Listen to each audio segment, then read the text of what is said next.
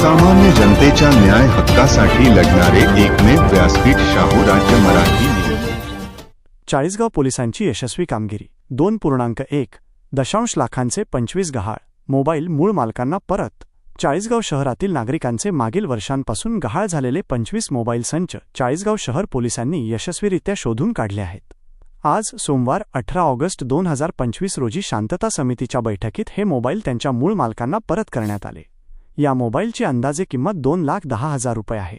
Police अधीक्षक doctor Maheshwar Reddy, अपर police अधीक्षक कविता नेरकर आणि उपविभागीय पोलीस अधिकारी विजयकुमार ठाकूरवाड यांनी दिलेल्या सूचनांनुसार चाळीसगाव शहर पोलिसांनी गहाळ मोबाईलच्या तक्रारींचा तपास सुरू केला।